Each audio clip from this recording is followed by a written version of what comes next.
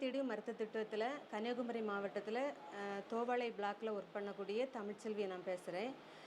எங்களோட பணி என்பது வந்து மக்களை தேடி வீடு வீடாக சென்று ப்ரெஷர் சுகர் பார்க்குறது, இதர டெஸ்ட்டுகளுக்கு அவங்கள அனுப்பி வைக்கிறது, மாத்திரை மருந்து கொடுக்கறது. இது போக வந்து அனைத்து விதமான கேம்புகள்லேயும் நாங்கள் பங்கெடுப்போம். உங்களுடன் ஸ்டாலின், நலங்காக்கும் திட்டம், எல்லா திட்டங்கள்லையுமே WHO ஆகிய நாங்கள் அனைவருமே இதில் பங்கெடுத்து இந்த பணியை சிறப்பாக நாங்கள் செய்துட்டு இருக்கோம்.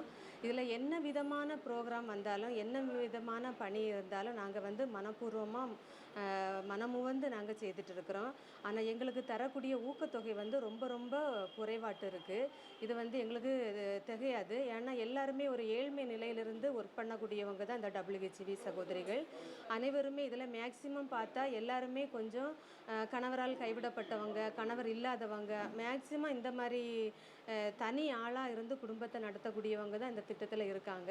அதனால் இந்த திட்டத்தில் வந்து எங்களுக்கு இன்னும் ஒரு ஊதிய உயர்வு தந்தால் நல்லாயிருக்கும். இன்னும் இந்த திட்டம் சிறப்பாக நாங்கள் செய்யறதுக்கு மனமும் வந்து நாங்கள் இதை செய்யறதுக்கு ரெடியாக இருக்கிறோம். மேலும் வந்து எங்களுக்கு இந்த திட்டத்தில் வந்து நிறைய குறைகள் இருக்குது. ஆனால் நாங்கள் அதை எதையுமே சொல்லதுக்கு விரும்பலை. ஏன்னா அந்த திட்டம் வந்து மக்களுக்கு சென்றடையதில் வந்து எங்களுக்கு ரொம்ப சந்தோஷம். ஏன்னா வீடு வீடாக நாங்கள் போகும்போது வயதான பாட்டிமார், தாத்தாமார் எல்லாம் பார்த்து நாங்கள் இந்த மருத்துவத்தை நாங்கள் செய்கிறது வந்து நாங்கள் மனப்பூர்வமாக நாங்கள் செய்துட்ருக்கோம். இதில் வந்து அரசாங்கம் எங்களுக்கு தலையீடு செய்து எங்களையும் கவனத்துக்கு கொண்டு வந்து இந்த திட்டத்தில் எங்களையும்